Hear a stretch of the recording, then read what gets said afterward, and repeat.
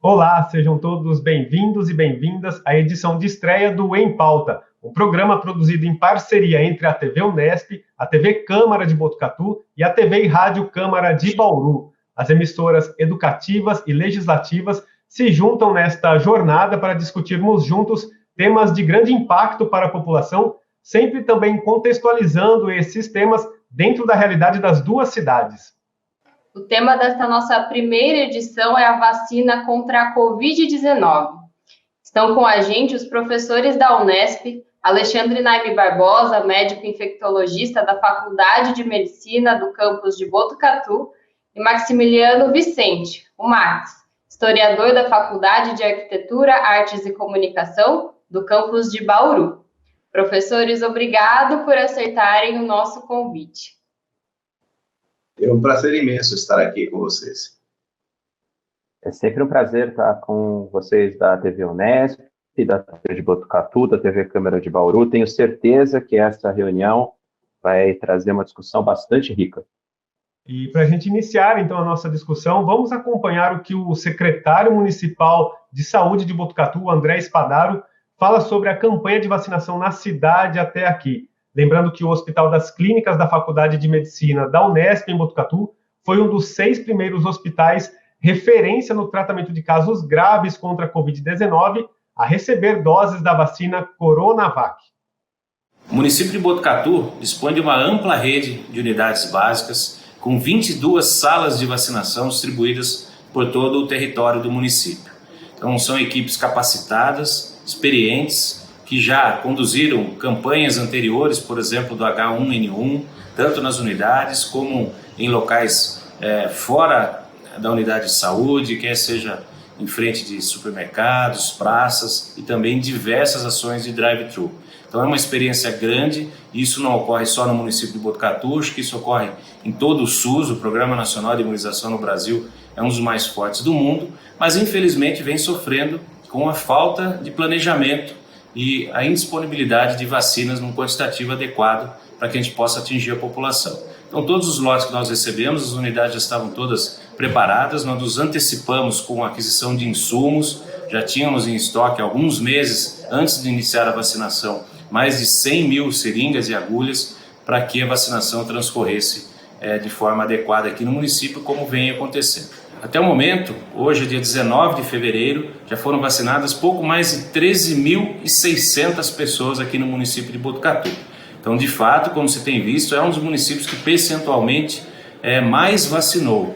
Isso porque recebemos doses tanto para o município e doses também específicas para o Hospital das Clínicas para atender um número grande de funcionários do complexo autárquico do HC. Então, aliado a essa velocidade, essa capacidade do SUS e também do HC em disponibilizar as vacinas que nós recebemos, Botucatu então tem se destacado como um dos municípios que tem vacinado de forma mais ágil e mais eficiente no estado de São Paulo.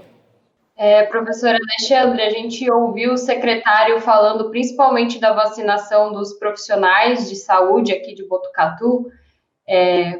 Poderia explicar, né, como foram definidos os grupos prioritários para essa campanha de vacinação e, de alguma forma, você acredita que poderia ter sido diferente? Carolina, veja bem, na verdade, as regras que fazem a priorização da vacinação no Brasil, elas são regras que vêm de cima para baixo. Elas são estabelecidas pelo PNI, Programa Nacional de Imunização, que mesmo, entre aspas, ou entre parênteses, tenha sido feito meio que às pressas, esse documento surgiu no finalzinho de dezembro e ele prioriza, em primeiro lugar, os profissionais de saúde que estão na linha de frente. Então, nós, infectologistas, o pessoal da clínica médica, o pessoal que atende na urgência e emergência, os intensivistas que ficam nas UTIs, falando dos médicos, mas também todos os enfermeiros e outros profissionais de saúde que também atuam nesses cenários. Então, esse foi os profissionais de saúde foram priorizados, aqueles que estão na linha de frente. Um segundo grupo que se priorizou, é muito importante, porque eu costumo dizer que eles são uma bomba relógio ou são os nossos maiores bens que a gente tem que cuidar com mais cuidado, são os idosos que moram em casas de repouso, que são institucionalizados. Então, imagina, a gente viu isso algumas vezes, infelizmente, surtos de Covid em casa de idoso. Você tem uma tempestade perfeita, né? Você tem pessoas extremamente vulneráveis à Covid grave, pela idade, pelas comorbidades, mas que, por força da situação, são aglomerados, não é? Eles não usam máscara, porque muitos deles têm problemas mentais, problemas psiquiátricos. Então, foi um segundo grupo que realmente foi extremamente bem escolhido. Num terceiro momento, foram os profissionais de saúde que não estão necessariamente na linha de frente, mas acabam atendendo pacientes, né, que podem estar infectados com Covid, não são suspeitas com Covid propriamente dito. E, num quarto momento, foi ampliado para os idosos acima de 90 anos. E acabou, porque, infelizmente, as vacinas não têm um número suficiente. E aí, eu queria só fazer um ponto importante. Não adianta nada nós termos uma capilaridade, um potencial de vacinar cerca de 1 milhão de pessoas por dia no Brasil, por conta das características do SUS. Capilaridade, quando a gente diz, se nós tivéssemos o tanto de vacina quanto fosse necessário, sair do Ministério da Saúde, passar pelas secretarias de Estado da Saúde, chegar nos municípios, ser distribuídas para as unidades básicas de saúde, isso tudo é muito bom no Brasil, por conta da grande valia que nós temos aí um Programa Nacional de Imunização desde a década de 70, que inclusive conseguiu erradicar a poliomielite, fez trabalhos fantásticos em relação também ao sarampo e outras doenças. Mas o que adianta nós termos essa capilaridade se a gente não tem o mais importante, que é a vacina, né? Como é que nós vamos fazer um cachorro-quente se a gente não tem a salsicha? Então, infelizmente, pela falta de planejamento do governo federal, lá em meados do ano passado, na reserva e na intenção de compra de imunizantes, pela falta de investimento do governo federal em estratégias que pudessem fazer do Brasil um parque tecnológico de produção de vacinas, nós vivemos neste momento uma escassez de vacinas no Brasil todo, em várias cidades não há mais vacina para aplicação e as campanhas estão interrompidas. Então, esse é o cenário atual do início da vacinação no Brasil. Professor Max, o professor Alexandre explicou aí sobre os grupos prioritários, né, e sobre a falta de doses de vacina. E mesmo assim a gente viu o Brasil afora e nas cidades da região não foi diferente também. Muita gente que não fazia parte desses grupos prioritários furando a fila e tomando dose da vacina. O que você acha que pode ajudar a explicar um pouco essa vontade que muitos brasileiros têm de sempre quererem levar vantagem? Bom, Júlio, é uma questão histórica, né, que nos leva à década de 70, na época da seleção, que conseguiu um triunfo maravilhoso, né, com um dos jogadores mais importantes daquela seleção, que era o Gerson, que ficou conhecida como a lei do Gerson, levar vantagem dentro da sociedade, né. Na verdade, isso verá muito aquilo que nós denominamos de corrupção, é uma espécie de fronteira entre o que é legal e o que é ilegal, né. Normalmente, pela trajetória do nosso país, do nosso Estado, nós sempre tivemos essa preocupação do interesse privado se apropriar do interesse público, né? E uma vez que nós tínhamos definido um projeto e um programa para vacinação, muitas pessoas ficaram de fora e se acharam no direito, por conta dessa trajetória, dessa conotação histórica, de ter direito a essa vacina, né? E aí, evidentemente, acontecem esses atos que são inclusive passíveis de punição, né? Porque é um projeto que tem que ser respeitado na sua totalidade, mas que na medida em que você abre espaço para que exista essa possibilidade de corrupção, ou de ser um projeto que caminha muito próximo da corrupção, de você tirar essa vantagem, né? Você acaba furando todo um sistema que está muito bem pensado, muito bem estruturado, como o doutor Alexandre falou, né? E aí, evidentemente, o problema se acentua cada vez mais, porque aqueles que precisariam ter a vacina acabam sendo prejudicados. diante do quadro de escassez que nós estamos vivenciando, né? Então, esse é um componente importante, viu, Júlio, da nossa trajetória histórica, né, de você se apropriar desde o âmbito privado do interesse público, né, que é o que nós denominamos de corrupção, literalmente falando, né. Antes da gente continuar com as perguntas, a gente também foi ouvir o secretário municipal de saúde de Bauru, o Orlando Costa Dias, que também é vice-prefeito. Ele falou sobre a polêmica da reabertura do comércio na cidade, mesmo na fase vermelha do Plano São Paulo. Vamos acompanhar agora. Eu acredito que o comércio teria condição de funcionar. Não normalmente, funcionar com distanciamento, com 30% de ocupação, mas o nosso comércio, os restaurantes também, os bares, as pessoas não suportam mais ficarem fechadas. O orçamento dessas pessoas, tenho muitos amigos que têm bar, que têm restaurante, eles estão quebrados. Orlando, não tem mais de onde tirar. Tá? Nossa reserva acabou. E eu não acredito que seja você ter um bar, um restaurante funcionando com distanciamento, usando máscara, que esse seja a causa da propagação do vírus. A propagação do vírus ela acontece nessas festas, no final do ano que as pessoas abusaram. Agora, pessoas aproveitando o período de carnaval, vão para a praia lotada, tá certo? Mesmo aqui em Bauru existem locais, nas ruas, praças, que as pessoas elas estão fazendo, são muitas pessoas num espaço muito pequeno. Hoje eu fui numa repartição pública e essa repartição, metade das pessoas estavam sem máscara.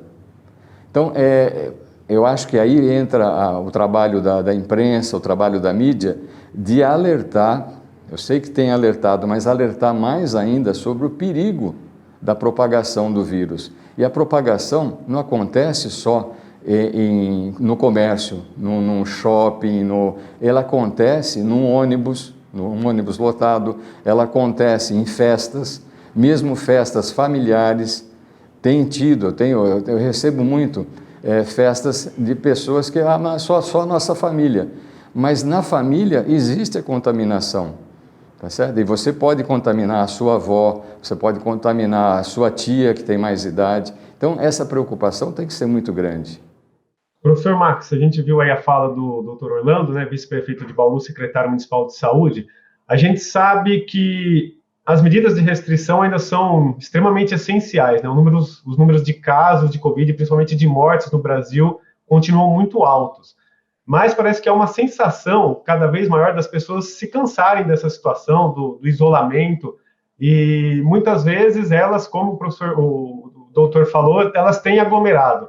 Queria que você falasse um pouquinho até que ponto a chegada da vacina, né, no começo desse ano, pode ter colaborado para esse comportamento mais abusivo da população, e até que ponto também existem componentes políticos por trás desta situação, desse comportamento das pessoas. Bom, Júlio, evidentemente que, diante do quadro que nós estávamos vivenciando durante todo o ano que passou, né, de não ter certeza de que teríamos vacina, ou de quando viriam as vacinas, né, esse quadro se apresentava como uma possibilidade de você combater a questão do coronavírus, né? Então, de fato, quando a vacina chega, você pode pensar que existe uma certa, vamos dizer assim, um certo alívio, uma certa possibilidade de ver uma luz no final do túnel. No entanto, isso não bate com a realidade, né? O doutor Alexandre já falou muito bem que há um componente político importantíssimo, não é? Que é você pensar que se você não se toma medidas radicais, no sentido de evitar conglomerações, saída das pessoas, eu respeito muito o que se fala com relação ao comércio, mas é falso o dilema que se apresenta, porque, na verdade, as pessoas têm que sair, têm que se locomover, têm que pegar ônibus, têm que pegar uma condução, voltam, têm contato, né? É difícil você tentar, de alguma forma, dizer que a abertura não ocasiona isso. Ocasiona sim, como ocasiona a gente que não respeita e assim por diante, né? Então, quando você tem essa luz no final do túnel dá a impressão de que você já está imune, que já pode tomar algumas medidas que a coisa vai chegar calmamente. E não é bem assim, né? O que nós temos comprovado é justamente o contrário. É lastimável a postura do governo federal, por não falar coisas piores, né, diante do quadro da pandemia. O negacionismo, o fato de não aceitar que existe um vírus, sim. No princípio, se vocês lembram, se falava como algo assim, como uma gripecinha, né? Nos presentes chegou a falar em gripecinha, né? Quando o mundo inteiro estava tomando precauções no sentido de que se acentuava um problema de saúde grave, né? Então, essa falta, vamos dizer assim, de uma política que vem de cima para baixo, mas de uma clareza nítida por parte da presidência da República, por parte dos representantes, de falar é um problema político, é um problema de saúde pública, é necessário políticas públicas para combater essa questão, nós não tivemos, né? E aí as pessoas se apegam a esse fator pontual, que é a vacina, como se já temos vacina, o que, de fato, é algo que nós temos que pensar a longo prazo, não a curto e a médio prazo, porque nós não temos uma política, não temos uma política de incentivar as vacinas, de comprar, enfim, né? Faltou esse componente essencial, né? Então, a minha preocupação com relação ao comércio, e uma postura que eu tenho defendido claramente, é que o que eles desejam, que se amplie o número de vagas, né? No sentido de que tenhamos mais leitos para tratar as pessoas, e aí você muda de face, porque você faz a proporção, número de vagas, número de infectados, e aí libera o comércio, né? Então, na verdade, é uma armadilha o que eles estão defendendo, né? Porque é muito fácil para o comércio, diante de um quadro de desemprego, se uma pessoa está com Covid, você pegar outra, né? Mas se essa pessoa que pegou Covid, como é que fica, né? Que componentes se tem? Há outras formas que têm que ser pensadas. E se é necessário restrição, tem que se pensar no bem público. É o momento do Estado agir, né? Para isso que nós temos um Estado, para dar auxílio para quem precisa, mas no momento que precisa, né? E isso que nós estamos, de alguma forma, questionando, com relação a essa política que se fala que não é o comércio, é sim, como é a reunião familiar, como é você andar na rua e ver pessoas que não têm máscara, como é pessoas que não tomam os cuidados necessários, seria um conjunto de fatores, né? Mas nós não podemos sobrepor a questão econômica à questão da saúde pública, né? Eu acho que a saúde pública vem em primeiro lugar e depois vem a questão econômica. A economia, depois que passar a pandemia, ela tem uma tendência natural de se recuperar, mas é necessário que você trate o problema quando ele está acontecendo, né? E o momento atual é esse, é o momento de atuar, né? Então, a gente respeita muito as opiniões de todo mundo, mas temos que ser muito claros e falar todos os componentes que estão envolvidos, né? Não é só a festa, não é só o jovem, não é só aquele que fica, de alguma forma, não cumprindo as normas, que provoca essa disseminação do vírus, né? É todo um conjunto de fatores, e aí a ausência dessa política federal, de exemplos por parte do presidente, né? É algo, assim, lastimável, né? Pensar que a cloroquina é a saída, estar aí na Idade Média em termos de conhecimento científico, né? Negar o óbvio, né? Professor Alexandre, o professor Max citou essa falta de clareza das políticas públicas de combate à pandemia, entre outros fatores, né? Comparando o Brasil com outros países, então, qual avaliação você faz do Brasil em relação à vacinação até agora? Levando tudo isso em conta, a gente realmente está atrasado? É possível imaginar, nesse ritmo, o Brasil em uma situação de pandemia um pouco mais controlada a partir de quando? Se é que dá para a gente pensar nessa data aí. Infelizmente, Carolina, como outras ações relacionadas ao enfrentamento Covid, o planejamento em relação à vacinação foi um verdadeiro desastre. Então, nós tivemos uma completa desarticulação de uma política assertiva em relação ao enfrentamento da pandemia Covid desde março de 2020. Nós tivemos 3 trocas de ministro durante a pandemia, sendo que 2 deles, os primeiros, eram bastante técnicos e que estavam tentando fazer um trabalho mais próximo do que seria ideal. Eu acabei, se você me pediu uma previsão, eu acabei lembrando agora que um colega estrangeiro havia me perguntado qual era a previsão que eu fazia da pandemia Covid lá em março. Eu falei, não, aqui no Brasil eu estou bastante otimista, porque temos um ministro que está assertivamente procurando novos dados, procurando conter a disseminação, e esse ministro foi despedido, foi demitido, e na sequência um outro que tinha uma linha um pouco mais leve também foi demitido, e aí, de repente, nós temos aí um total desgoverno, não tem outra palavra para dizer, negacionista, né, tentando minimizar os impactos da doença, a transmissão do vírus, tentando propor tratamentos que não têm evidência científica, e a situação chegou num ponto em que nós somos o segundo país onde temos o maior número de óbitos. Já tem 250 mil óbitos pela Covid-19 no Brasil, só perdemos para os Estados Unidos, que está chegando, infelizmente, em 500 mil de óbitos. E nas vacinas não foi diferente. Houve um atraso muito grande na intenção de compra. O governo federal só se mexeu para pensar em comprar vacinas quando percebeu que o estado de São Paulo ia sair na vanguarda por conta da iniciativa da Coronavac, e isso nos faz também ficar no fim da fila da vacinação. E nós vamos contar o território brasileiro inteiro, nós temos menos de 3% dos brasileiros vacinados, o que é uma ínfima parte da população quando a gente pensa em controle da doença, controle da circulação ou imunidade de rebanho, para que a gente possa pensar no retorno das atividades. Só para te dar um exemplo, Israel, que é o exemplo bom, né, já vacinou cerca de 60% a 70% da população, e lá a flexibilização está ocorrendo de uma forma muito mais responsável, né? As pessoas, por exemplo, dão vacinas até mesmo em bares. A pessoa vai tomar uma cerveja, recebe a vacina, e são coisas assim criativas que fazem com que a população aumente a adesão à vacina. Mas para ter a vacinação, a gente já disse, né? Tem que ter o insumo, tem que ter a vacina, e aqui nós não temos. Então você me perguntou, quando nós vamos ter um cenário melhor? Eu dei uma entrevista para a Reuters agora na sexta-feira, que está bem claro minha posição. Eu não imagino que até o final do ano, infelizmente, nós tenhamos alguma mudança nesse cenário trágico de 1.000 mortes por dia, e já está há bastante tempo, há mais de 3, 4 semanas, porque o ritmo de vacinação está lento, e por mais que a gente adquira vacinas numa alta velocidade até o meio do ano, as vacinas vão ficando desatualizadas, porque as variantes do vírus da Covid-19 já estão circulando, algumas delas, principalmente a variante da África do Sul, já mostrando menor efetividade em relação à vacina da Oxford AstraZeneca. Então, é possível que a gente não consiga imunizar contra essas variantes novas com efetividade. É uma corrida.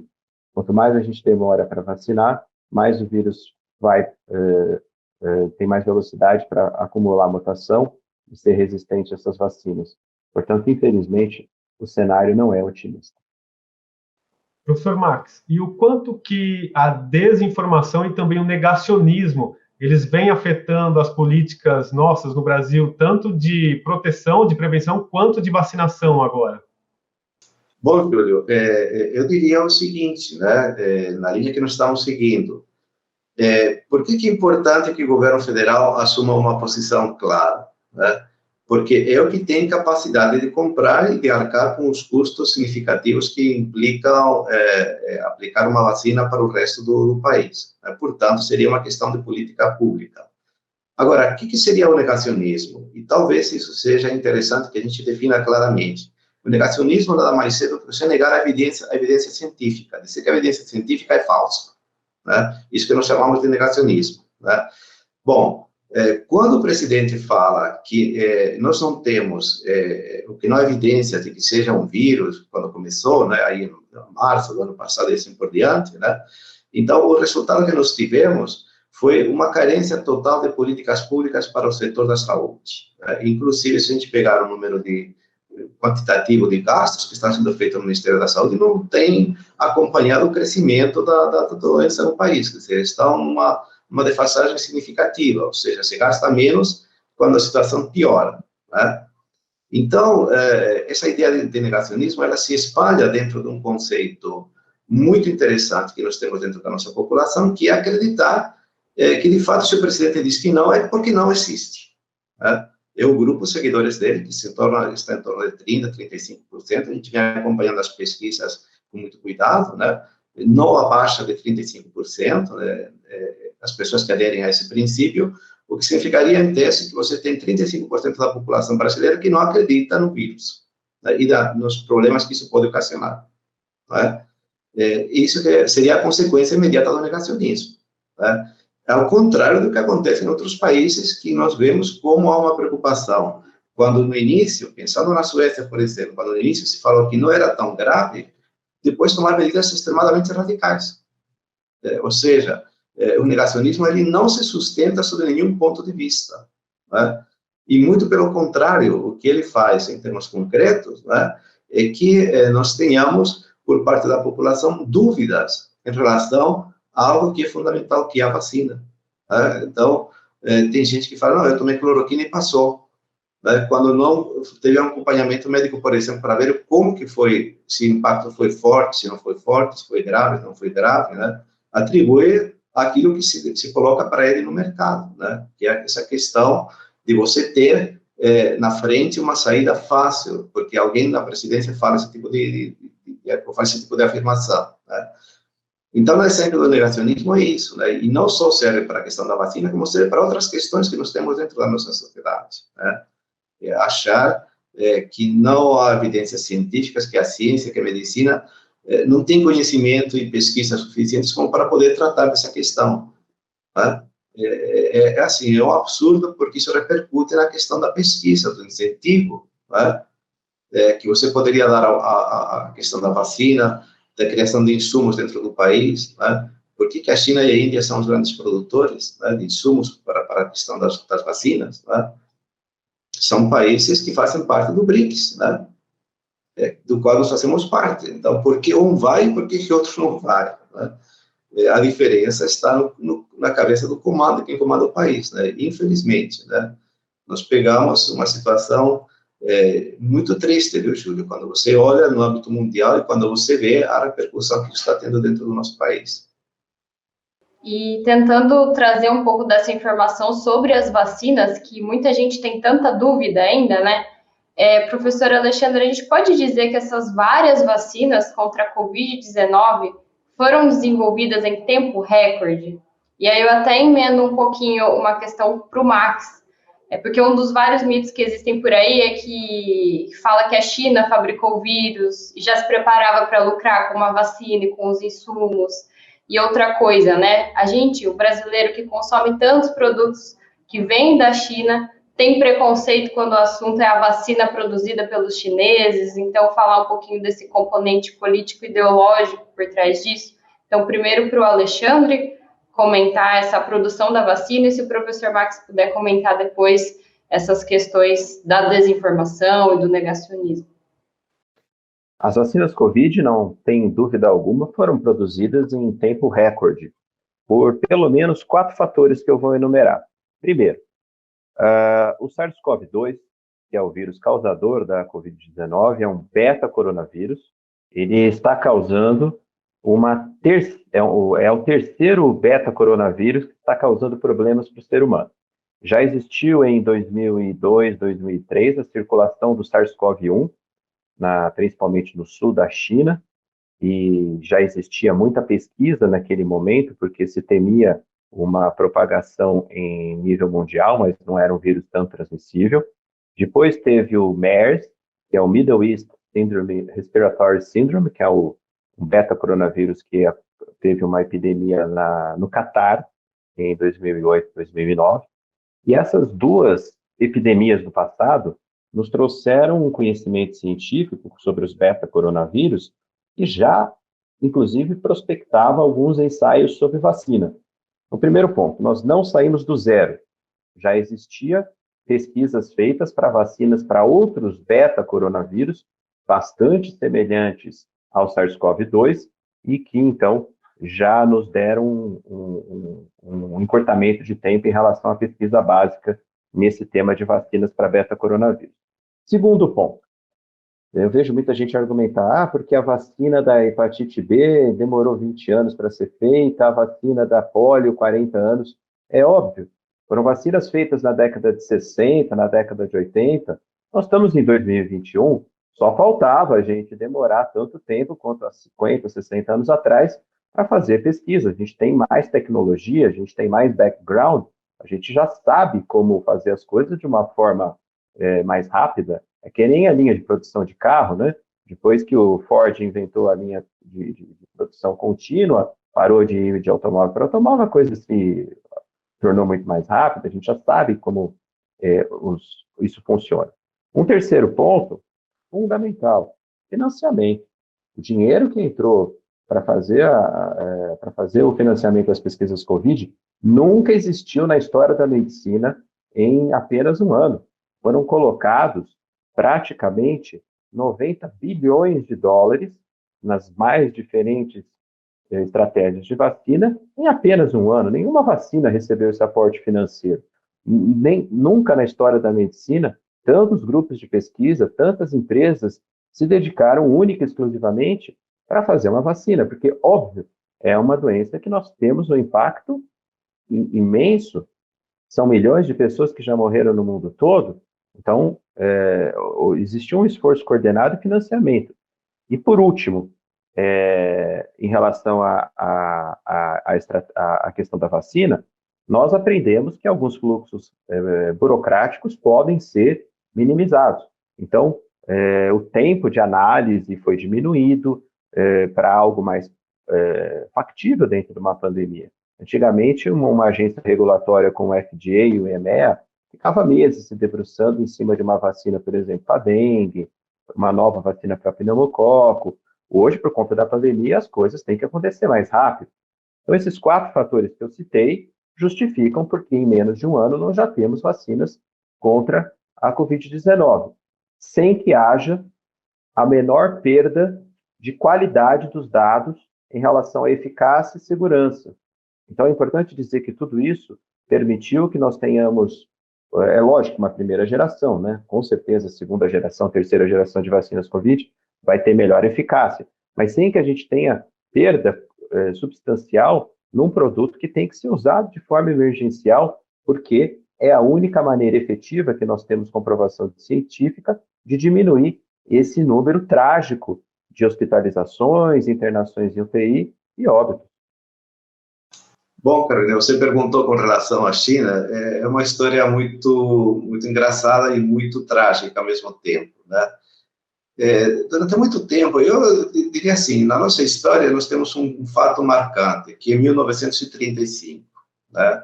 Para quem não é historiador, talvez pode parecer que é voltar muito para trás, mas é fundamental que se lembre o que foi essa data. É a única tentativa que nós tivemos dentro do nosso país dos comunistas tomarem o poder. Foi na época de Getúlio Vargas e fruto disso apareceu a Lei de Segurança Nacional. Pós-35, esquece, né? Nós nunca, jamais tivemos uma tentativa sequer de tomada do poder por parte dos comunistas. No entanto, no mundo lá fora, se criou essa ideia de que a China é um país comunista, e foi um país comunista. Mas você falar que depois da revolução que fez Mao Tse-tung na China, até os dias atuais, a China permanece comunista, é de uma ignorância que é pior do que qualquer negacionismo, né? Depois que a China entra na Organização Mundial do Comércio, se torna o país mais capitalista selvagem que nós temos na atualidade no mundo, né? Com mão de obra abundante, salários muito baixos, investimentos pesadíssimos em todas as áreas, né? Uma população que ultrapassa 1 bilhão de pessoas, né? Que não precisa de um mercado externo para ficar consumido. E a postura do nosso presidente, diga-se de passagem, lastimável por conta da formação que ele tem, de identificar que ainda existem países comunistas com que nós não podemos ter relações com eles, sendo que a China é um grande parceiro comercial, se não o mais importante, deve estar para e passo com os Estados Unidos, né? Que compra nossos produtos, que vendem os produtos com alto rendimento para o Brasil. Então, essa ideia de comunismo que nós temos na nossa história, né, de que o comunismo é o mal da humanidade, né, sendo que é um absurdo nos dias de hoje você pensar que exista um país sequer comunista dentro do mundo, quanto mais esse preconceito que se cria com relação ao produto chinês. Claro que tem produtos que são péssimos na China, como tem produtos que são péssimos no Brasil e nos Estados Unidos, né? Mas para isso existe uma regulamentação, existe um intercâmbio comercial, existem acordos, né, de protocolos de qualidade, de preservar os interesses da população, do consumidor, né? Mas, infelizmente, essa ideia fez com que, por parte do nosso presidente e dos filhos dele, essencialmente, maltratassem, ou colocassem de forma pejorativa a imagem da China, da Índia, né? Colocando como sendo países que nós não podemos nem ter relações com eles, né? Quer dizer, não temos nada a ver com eles, ao ponto tão absurdo do presidente pedir que se troque o embaixador chinês, uma questão interna da China, né? Repare até que ponto nós chegamos com esse conceito, né? Com esse preconceito. E, na verdade, o que nós sabemos, pelo menos até agora, é que grande parte dos insumos que se utilizam no mundo ou vem da Índia ou vem da China, quer dizer, países que têm essa característica, essa produção que é fruto também de grandes investimentos, né? Isso tem que ser pensado, né? Não é só uma questão de você ter um preconceito, é por que eles chegaram onde eles chegaram, né? Aí eu posso criticar o sistema deles, mas não posso dizer que porque eles são chineses, eu não quero ter um relacionamento com eles, quando você depende totalmente de produtos e de compras, de acordos comerciais que são feitos e que dão muita vantagem ao Brasil, diga-se de passagem, né? No entanto, a postura ideológica do nosso presidente, infelizmente, que é muito restrita, muito pequena, muito falta de visão, muito falta de formação, levou a esse estigma de dizer que o comunismo, que está por trás do comunismo, não tem cabimento nos dias de hoje. É um negacionismo total, como eu falei, no sentido de que não desconhece totalmente aquilo que a ciência está evoluindo dentro do mundo atual, né?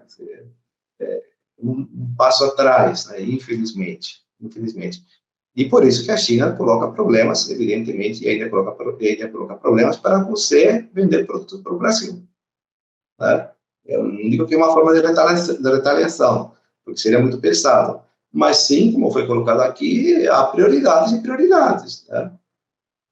Então, os países que têm mais relacionamento levam essa vantagem, né? E aqueles que não têm esse relacionamento ficam no final da fila, né? Infelizmente.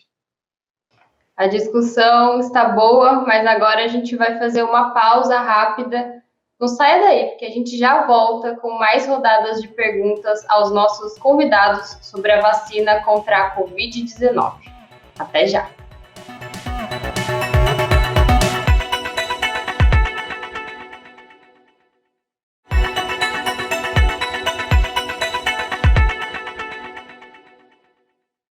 Estamos de volta com a primeira edição do Em Pauta, um programa produzido em parceria pelas TVs Unesp, Câmara de Botucatu e Câmara de Bauru. O nosso assunto de hoje é a vacina contra a Covid-19 e os nossos convidados são os professores da Unesp, Alexandre Naime Barbosa, médico infectologista do HC em Botucatu, e Maximiliano Vicente, professor Max, historiador. E para abrir as discussões neste bloco, vamos acompanhar a primeira participação da jornalista Lidiane Oliveira, da TV Câmara de Bauru, que enviou perguntas gravadas em vídeo. Bom, primeiro eu gostaria de saudar os colegas da TV Unesp e da TV Câmara Botucatu que estão participando dessa edição e também os convidados, doutor Alexandre e o professor Max. É importante falar que é um momento muito inusitado que estamos socialmente vivendo, já que as pessoas têm planejado escolher, né, se é que isso é possível, as vacinas que vão tomar a partir do laboratório onde elas são produzidas ou desenvolvidas, tomando como base critérios políticos. E aí eu direciono a minha pergunta ao médico, doutor Alexandre, qual é a diferença das principais vacinas hoje disponíveis para a Covid-19 aqui na região, em especial a Coronavac e a vacina de Oxford, quando a gente fala em abrangência, né, e também a eficácia dessas vacinas? Bom, então respondendo à pergunta das diferenças entre a vacina Coronavac e a AstraZeneca, quando a gente avalia essas vacinas, ou qualquer vacina, nós temos sempre que pensar em duas variáveis. A primeira variável é a eficácia, ou seja, qual que é o grau de proteção que eu vou ter tomando uma dessas duas vacinas. Com a Coronavac, assim como a AstraZeneca, a eficácia é medida principalmente em evitar casos graves, em evitar casos que precisem de hospitalização, internação em UTI e óbito. As duas vacinas, e também as outras que nós temos disponíveis pelo mundo afora, principalmente a da Pfizer e da Moderna. Então, tanto a Coronavac quanto a AstraZeneca, elas não vêm no sentido de uma eficácia de evitar a transmissão. Ainda nós não temos, com essas vacinas de primeira geração, uma potência de eficácia que impeça a transmissão viral. Portanto, as vacinas servem para atenuar os casos, então, impedindo a progressão para casos graves e para casos que precisam de hospitalização, UTI e óbito. Então, esse é um primeiro ponto muito importante. A Coronavac, ela tem uma eficácia em termos de evitar hospitalização, evitar óbito e evitar internação em UTI na ordem de 100%, bem como a Oxford e a AstraZeneca. Portanto, são vacinas bastante requeridas no sentido de mudar esse cenário trágico que nós temos aí de superlotação do SUS, de um excesso de óbitos, né? Nós estamos aí com uma média móvel acima de 1.000 óbitos já faz 2, 3 semanas, mas elas não impedem a transmissão do vírus. As pessoas podem ter Covid leve. E aí, a Coronavac, ela impede a Covid leve na ordem de 50%. Então, se eu vacino um grupo de 100 pessoas com Coronavac e 100 pessoas com placebo, no grupo em que eu vacinei com Coronavac, eu vou ter uma redução de Covid leve na ordem de 50%. Mas no grupo que tomou a Coronavac, nenhum deles vai ter, então, óbito, hospitalização ou casos graves. A da Oxford e da AstraZeneca, na mesma linha de raciocínio, tem uma eficácia em relação a evitar casos leves um pouco maior, entre 70% e 80%. Mas o mesmo comentário que eu já fiz em relação ao que realmente interessa neste momento, que é evitar casos graves, hospitalizações e óbito. Nenhuma vacina tem eficácia de 100% em evitar a transmissão, como eu já disse. Um segundo ponto, a segunda variável que a gente precisa avaliar, é em relação ao grau de segurança, ou seja, os eventos adversos. As duas vacinas, tanto a Oxford quanto a AstraZeneca, são extremamente seguras. Nós já temos dados, inclusive, de vida real, da aplicação de mais de 3 milhões de doses no Brasil. Em apenas 0,25% houve algum evento adverso, todos eles leves. Dor no local da injeção, eu mesmo tomei a Coronavac, tive uma dorzinha aqui no braço, que ficou 5 a 10 minutos, mais nada. Então, dor no local da injeção, febre baixa no dia que tomou a injeção, dor de cabeça, uma sensação de cansaço, frustração.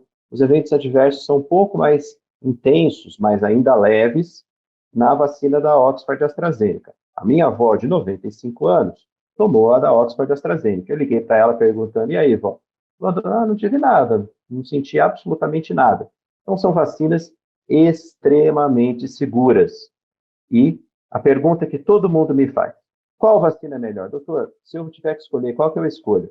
A resposta é simples, a que estiver mais próxima do seu braço, a que estiver na ponta da agulha para você tomar. As duas vacinas, no momento, têm, em relação ao que a gente deseja delas, que é evitar casos graves, evitar hospitalização, evitar óbito, a mesma margem de eficácia. E as duas vacinas são extremamente seguras. Portanto, tanto faz. A que tiver mais fácil para tomar é a que deve ser aplicada. Esclarecimentos muito importantes do professor Alexandre Naime Barbosa, e a gente vai acompanhar mais uma questão enviada pela Lidiane, da TV Câmara de Bauru, desta vez para o professor Max. A pergunta ao professor Max é com relação à gestão da pandemia, né? E esses critérios políticos que as pessoas têm adotado, né, para tentar avaliar toda a gestão da saúde pública, quais são os impactos e os efeitos em um longo prazo, os prejuízos que a gente pode ter futuramente e como é que a imprensa, nós que trabalhamos com a mídia, os formadores de opinião, podem atuar de forma a tentar amenizar ou reverter todo esse movimento. A pergunta é bastante interessante, né? Creio que nós já tínhamos colocado aqui algumas questões que podem ser retomadas de uma forma bastante direta e resumida. Nós não tivemos uma política nacional para combater a questão do Covid-19, né? uma política pública definida, uma política pública clara, isso não aconteceu. Evidentemente que isso impacta na economia, isso nunca ninguém negou que não impactasse, né? É um momento em que você tem retração econômica importante, mas não só no Brasil, como no mundo como um todo, né? Os prejuízos são efetivamente materializados. No entanto, como nós estamos tratando de vidas, creio que a vida vale muito mais do que o fator econômico, né? É perfeitamente possível vislumbrar um 2022 e 2023, onde já possamos ter sinais claros de recuperação econômica. Até lá, é importante que se conjugue a questão da doença com a questão econômica. Ou seja, elas têm que dialogar, elas não podem ficar uma do lado da outra, elas têm que caminhar em conjunto e ver como, de que forma se consegue minimizar que se espalhe o vírus, porque a questão central para mim continua sendo essa, evitar que se espalhe, né, o vírus, evitar conglomerações, transmissões e assim por diante, né? Agora, se nós pensarmos desde o ponto de vista que seria como que a imprensa tem noticiado, eu diria o seguinte: sistematicamente tem se dado informações muito importantes através da imprensa, né? Pelo menos uma parte da imprensa, ela tem dado as informações de que tem que ser feito, como se previne, como que está a situação, quantas pessoas estão falecendo, enfim, dados quantificados, feitos por esse consórcio que se criou, uma vez que o governo federal se isentou totalmente desse caráter informativo, né? Ao ponto daqueles jornalistas que apoiavam a política do governo federal dizer que a China tinha criado o vírus artificialmente, já tinha a vacina pronta, ia vender a vacina, e com isso ia ter mais um lucro, mais um negócio, como se fosse uma questão econômica apenas, né? Então, esse grupo de informação, de jornalistas de informação que estão sendo colocados de realizar uma contra-informação para defender uma posição política, estão causando um grande dano ao país.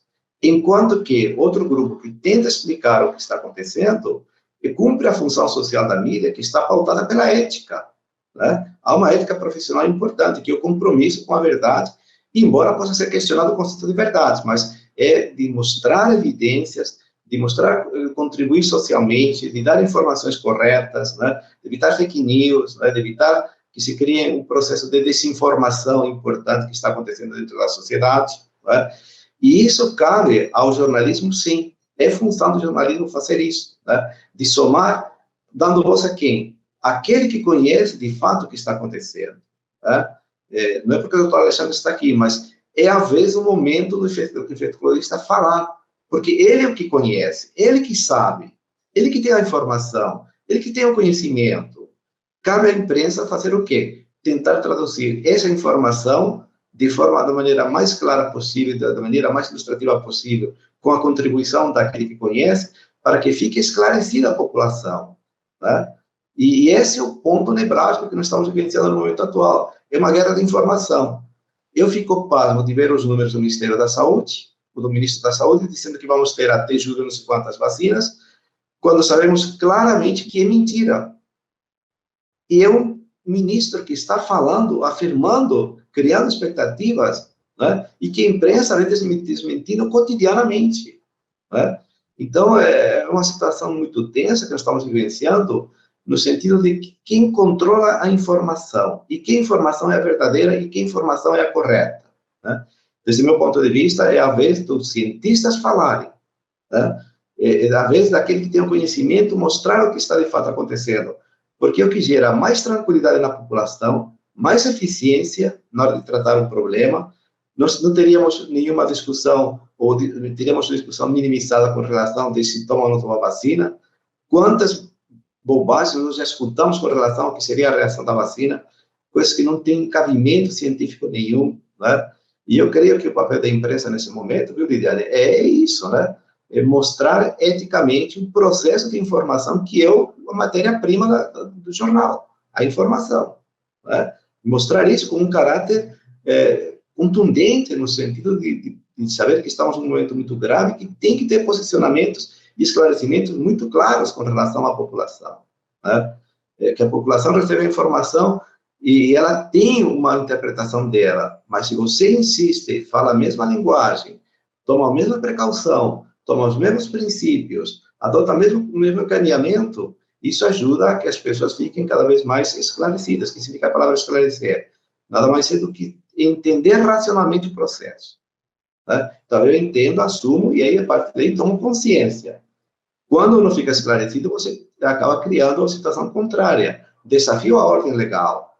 Ando sem máscara, criou conglomerações, que é o que faz, diga-se de passagem, nosso presidente cotidianamente.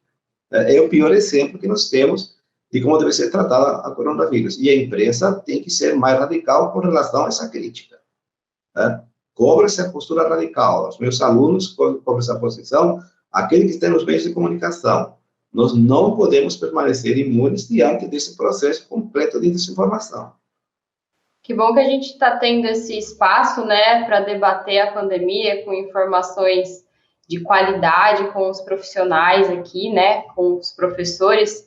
E aproveitando também, então, para trazer um tema que está bem em alta agora na imprensa e trazendo preocupação para todo mundo, que são as novas variantes do novo coronavírus. Então, o professor Alexandre poderia explicar para a gente o quanto as vacinas já produzidas são eficazes contra essas novas variantes, quantas são, quais são elas, porque elas costumam ser mais perigosas? Tirar essas dúvidas mesmo para a gente. Vamos lá, então, definir, né, de um conceito mais biológico para um contexto mais amplo do que significa as variantes para a sociedade nesse momento de pandemia. Faz parte da biologia dos vírus acumular mutações, que são alterações no código genético. No caso do SARS-CoV-2, o vírus que causa a Covid-19, ele é formado pelo ácido nucleico RNA. Então, os vírus vão, ao se replicarem, ao se reproduzirem dentro das células, alterando o seu DNA, isso é um processo natural. Algumas dessas mutações não significam absolutamente nada, servem apenas para a gente conseguir fazer um rastreio, poder seguir o vírus. Por exemplo, a gente sabe que no Brasil, o SARS-CoV-2, o vírus da Covid-19, entrou principalmente vindo da Itália, vindo da Alemanha, vindo da Espanha e vindo da França. Nós não recebemos o vírus diretamente da China. Ele parou primeiro nesses países, né, principalmente na Itália, onde causou uma gravíssima epidemia em janeiro de 2020, e depois veio para cá. Então, ele vai se mudando, então, com o passar do tempo, ele vai se tornando um pouco diferente. Vamos dizer assim, o cabelo vai ficando mais claro, o nariz mais comprido, e a gente vai conseguindo detectar isso através de sequenciamento genético. A maioria dessas mutações não significa absolutamente nada, a gente chama de variante, mas é só para conseguir entender o caminho que ele está fazendo, saber, por exemplo, se ele saiu de Araraquara, foi para Bauru, veio para Botucatu, foi para São Paulo, para rastrear. Isso chama epidemiologia molecular. Agora, algumas dessas mutações podem causar alteração no comportamento biológico, se traduzindo ou em coisas boas ou ruins para o ser humano. O que seria uma coisa boa? Ele diminuir a transmissibilidade, ser um vírus que é mais difícil de pegar, ou diminuir o número de pessoas que ele mata, diminuir a patogenicidade. Mas também podem acontecer mutações boas para o vírus e ruins para a gente. Aumentar a taxa de transmissibilidade, aumentar o número de pessoas que vai a óbito, deixar ele mais patogênico, ou permitir que ele fuja das respostas do sistema imune, né? Fuja da resposta imunológica. Então, tem 3, a gente chama variantes de atenção. Quando isso acontece, quando você tem mutações ruins para o ser humano, nós damos nomes de variantes de atenção. Do inglês, variant of VOC. Então, tem 3 variantes mais importantes no mundo todo. A primeira que foi identificada foi a do Reino Unido. É uma mutação que acontece num lugar chamado 501Y. Há uma mutação nesse ponto que deixa o vírus mais transmissível, 70% mais fácil de pegar. Foi por isso que Londres teve que fechar, teve que fazer lockdown ali na véspera de Natal, no dia 24 de dezembro de 2020. Não só Londres, mas o Reino Unido todo, né, para detectar essa variante. A segunda que foi detectada, para nosso desespero, foi a variante brasileira, chamada de P1, de pessoas que passaram pelo Brasil e voltaram ao Japão. E aí fica uma coisa triste, né? Não foi detectada por nós. Foi o Japão que detectou, essas pessoas voltaram, foram barradas não, né? Foram testadas no aeroporto de Tóquio, foram testadas, colocadas em isolamento, e depois se percebeu que era uma variante. A variante brasileira, provavelmente ela é muito mais transmissível, porque circulou em Manaus no finalzinho de dezembro, começo de janeiro, causando aquele caos, falta de oxigênio, número exagerado em termos de óbito, em termos de hospitalização.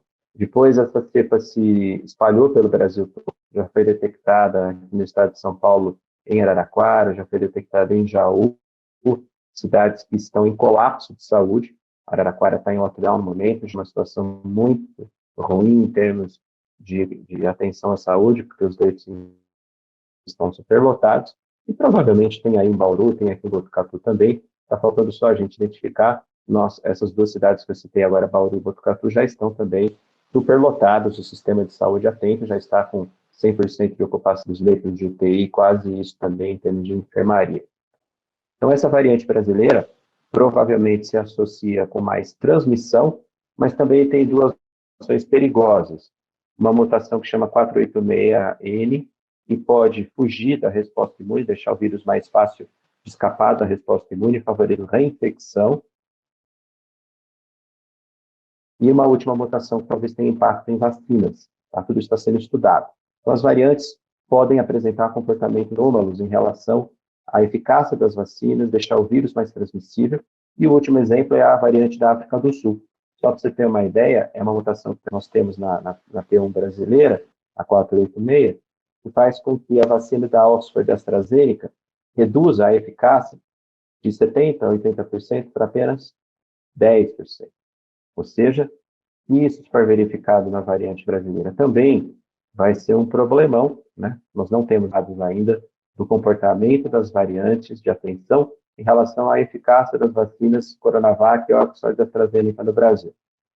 Tudo em andamento, sendo para que não tenha impacto, mas é óbvio que isso já teve um peso enorme em relação à estruturação, ao caos, né, ao colapso do sistema de saúde em muitas cidades da região. Cito de novo Araraquara, Jaú, Dracena e outras que, infelizmente, estão sofrendo muito com isso.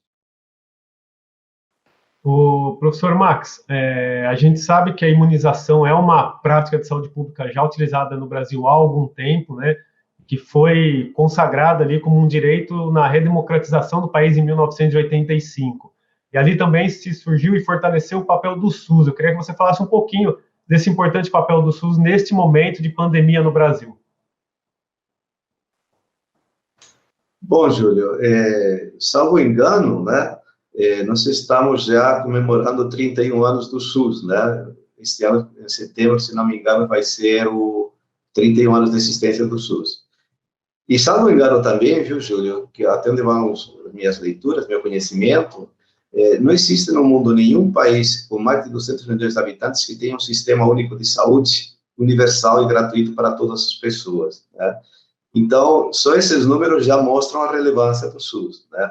O que ocorre é que, como foi definido na Constituição de 88, essa função da questão da saúde pública ficou dividida entre o governo federal, o governo estadual e o municipal, né? E não houve um acompanhamento em termos de financiamento de recursos para que os municípios, por exemplo, aplicassem mais na saúde, né? Chegou menos verba do governo federal. Isso seria um grande problema que enfrenta o SUS. É isso que acaba na ponta gerando algumas críticas que são feitas ao SUS em termos de relação de infraestrutura, de falta de médicos, enfim, né? Porque paga mal, enfim, essas críticas que são muito frequentes ouvidas entre a população. No entanto, se nós pensarmos do ponto de vista de saúde macro, é um exemplo e uma instituição que merece muito respeito, né? E muitos estudos não significa que não fica isento de críticas, mas sim dizer que tem um papel fundamental, que é o papel de alguma forma de cumprir que a saúde chegue à população que é mais carente, que não tem acesso nenhum ao processo de saúde. Então, esse caráter universal do SUS é algo que eu diria que é digno de ser estudado, de ser levado para frente, porque é o que, de alguma forma, está nos garantindo, ou dando garantias de que todo mundo tem acesso a essa função do SUS, que é com a questão da saúde pública. Quando nós falamos de saúde pública, tem que pensar em tudo, né? Que é desde o tratamento da Covid até operações mais complexas, né? Talvez nós não conhecemos em profundidade quais são as especificidades do SUS, né? E faltaria um pouco divulgar e preservar esse órgão, que é um instrumento importantíssimo de igualdade social no país, né? E que, diga-se de passagem, muitas das pessoas que pegaram o Covid utilizaram, normalmente, aquelas pessoas que têm plano de saúde particular, né? De repente, descobriram que o SUS também tem uma função importante, né? Então, desde o ponto de vista do que seria uma política pública, eu diria que nós temos o quadro, a estrutura montada, né? O que falta são os investimentos, né? Que são, como eu tinha falado agora há pouco, né? A grande pedra no sapato que nós temos, como que isso na ponta tem que chegar para a população com forma de qualidade, né?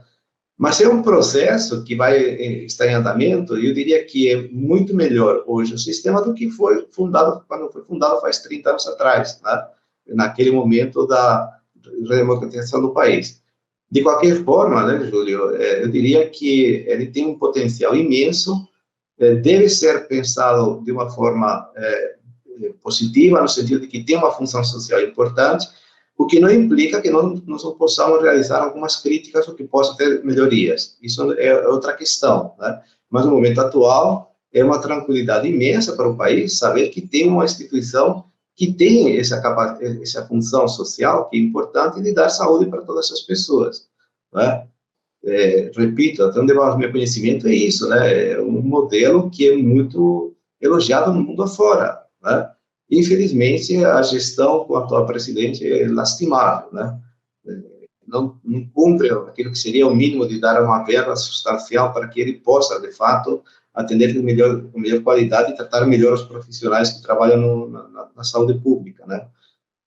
Particularmente, esse é o meu ponto de vista, viu, Júlio? Mas eu penso que é algo que nós temos que repensar, não criticar apenas por criticar, mas sim ver quais são as funções e ver o que pode ser feito para melhorar.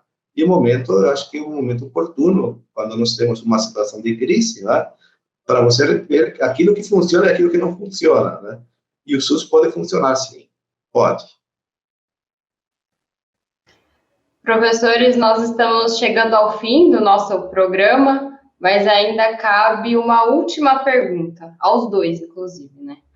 Eu já estou com a impressão que eu vou sair desse programa um pouco pessimista em relação à pandemia, né? Mas eu gostaria de ouvir de vocês, o que a gente pode esperar da pandemia e da vacinação ainda este ano? Olha, infelizmente, com essa falta de planejamento que o governo federal nos trouxe desde meados do ano passado, quando era para começar realmente intenções de compra e investimento em fabricação local de vacina, nós não vamos ter uma vacinação em massa. E, fazendo um parênteses, o que significa isso? Na ordem de 50%, 60%, 70% da população num curto espaço de tempo. Talvez isso só aconteça para meados do ano que vem, meados de 2022. Então, como eu já disse, né, não sendo pessimista, mas sendo realista, até o final do ano esse cenário não deve mudar. E talvez, se agora nós tivermos um esforço coordenado, finalmente, entre os governos federal, estadual, municipal, que todo mundo entre na mesma barca, nós não estamos aqui lutando entre nós, não deveríamos estar lutando entre nós, né? Deveríamos estar todos unidos contra o coronavírus. Infelizmente, não é isso que a gente vê com a politização da pandemia. Se isso acontecer, talvez nós tenhamos um aumento na produção local e na compra de vacinas de mercado externo. Lembrando que essas vacinas vão ter que ser aprimoradas, provavelmente vão ter que ser conjugadas. Nós vamos ter que ter uma vacina como a para a gripe, né? Não sei se vocês sabem, a vacina para a gripe tem a produção de anticorpos para o H1N1, para o H3N2, para a influenza B. Provavelmente isso também vai acontecer para o SARS-CoV-2, para o vírus da Covid-19. A gente vai precisar ter alguma coisa para o vírus original, para a cepa brasileira, para a P1, vai ter algo nesse sentido. Então, essas vacinas vão ter que ser aprimoradas. E se a gente não trabalhar em conjunto, né, governo estadual, federal, municipal, todo mundo junto, isso não vai acontecer. Então, eu antevejo pelo menos um ano a um ano e meio de muita tragédia ainda. Nós estamos chegando aí nos 250 mil óbitos. Talvez a gente dobre isso, como já está nos Estados Unidos, chegue a 500 mil de óbitos, porque infelizmente, a vacinação em massa não vai ocorrer antes disso, devido às falhas que a gente já comentou. Não é para ser pessimista, né? É para ser realista. Então, o que nós temos que pensar em termos de ser realista? Já que nós não vamos ter vacinação em massa, pelo menos a gente diminui esse impacto fazendo as regras de prevenção que a gente já conhece. Uso de máscara de forma consistente ao sair de casa, evitar aglomeração de qualquer forma, mantendo o distanciamento social de 1,5 m, 2 metros, quando eu estiver fazendo minhas atividades fora de casa essenciais, e higienizar sempre as mãos. Isso dentro de um pacote de prevenção com as vacinas é o que a gente tem para o momento, para conseguir diminuir esse impacto dessa tragédia que já dura aí, já está completando um ano, já são 10 milhões de casos notificados e 250 mil óbitos no Brasil. Eu concordo plenamente com o doutor Alexandre, e eu gostaria de enfatizar uma questão, viu, Carolina, que é justamente o papel que cabe a cada um de nós diante desse contexto. Né? A precaução que nós devemos de tomar, como que nós podemos somar, como que nós podemos ajudar para evitar que isso se espalhe. Né? E como foi colocado aqui, eu creio que essa seria a grande lição positiva que nós temos que ter em função do que foi colocado. Há esclarecimento, sabemos que não é uma brincadeira, é uma questão muito grave, que mata, que pode criar problemas sociais imensos. Então, pelo menos, a nossa parte, nós temos que contribuir, né? Evitar, tomar essas medidas que foram colocadas aqui, que estão sendo constantemente divulgadas pelos meios de comunicação, tomar consciência de que cabe a nós tomar essas medidas. Né? É assim que nós poderíamos ajudar a minimizar um pouco o impacto e, de fato, esperar que exista uma coordenação unificada, que se fale a mesma língua, né, que se fale tenhamos o mesmo posicionamento, enfim, que nós caminhemos no sentido de unificar o combate a esse vírus. Né? E aí, Carolina e Júlio e doutora Estrela, eu acho que eles têm que ser isso mesmo, realista, mas otimista, né? Quer dizer, vamos fazer a nossa parte, né? E, de fato, cobrar e colocar essa questão como sendo prioritária para o país, que eu acho que é a questão central no momento, né? É a questão prioritária, tomar conta da saúde, né? Enfim, esse é um pouco o meu fechamento final, viu? No sentido de tomarmos consciência e vamos dar a nossa contribuição. E se vocês me permitem uma última fala, eu quero aqui destacar o papel essencial que a imprensa ética, que a imprensa do jornalismo sério tem feito. Eu sou um divulgador de ciência há mais de 10 anos e tenho que agradecer muito os canais de mídia tradicional, e aqui vai o meu abraço, minha admiração pela TV Câmara Botucatu, que eu tenho certeza que é um trabalho que também está sendo feito pela TV Câmara de Bauru, e também a mesma coisa para a TV Unesp, que lá nos primórdios da pandemia, lá em fevereiro, final de janeiro, na verdade, já gravamos os primeiros programas, e os outros canais tradicionais de mídia, Globo, Record, SBT, Jovem Pan, Band News, CNN, às vezes as pessoas até falam, mas você dá entrevista para tal canal e para outro. Todos eles, sem exceção, têm jornalistas sérios, comprometidos com uma pauta científica, e se não fosse essa mídia tradicional, essa mídia séria e ética, nós estaríamos em muito pior lençóis, porque, infelizmente, com a verbalização de fake news e pseudociência por mídias sociais como Facebook, Instagram, WhatsApp, né, por pessoas completamente descomprometidas com a verdade, o estrago seria ainda maior. Então, meu agradecimento para a mídia tradicional, ética e séria, porque ela, assim como nós, profissionais de saúde, está nos ajudando a salvar vidas. Exatamente, professores. Informação, nesse momento, é essencial, né? Assim como saúde pública, no combate ao negacionismo, para a gente conseguir, aos poucos, ir vencendo mais esta batalha. Queria agradecer demais, então, em nome das 3 TVs, TV Unesp, TV Câmara Botucatu e Câmara Bauru, pela participação, pela colaboração de vocês, por disporem desse tempo de vocês, que a gente sabe que é muito corrido, com esclarecimentos hoje aqui com a gente. Eu que agradeço a oportunidade, um prazer imenso estar aqui com o professor Alexandre também, colega da Unesp, né? E dizer que estamos à disposição, o que puder ajudar, você sabe que pode contar sempre, né? Nunca negarei uma entrevista para uma instituição pública séria, como foi colocado aqui. Tá? Eu também quero agradecer bastante o convite da TV Câmara Botucatu, da TV Câmara Bauru, da TV Unesp. É um canal fantástico de divulgação científica para a população, numa linguagem acessível. Então, fico sempre à disposição e parabéns pelo trabalho de excelência que vocês fazem. Obrigada, professores, e obrigada também a quem nos assistiu. A edição de estreia do Em Pauta chega ao fim, mas você pode rever o programa e outros conteúdos no canal do YouTube das 3 emissoras, TV Câmara Bauru, TV Câmara Botucatu e TV Unesp. Obrigada pela sua companhia e até a próxima.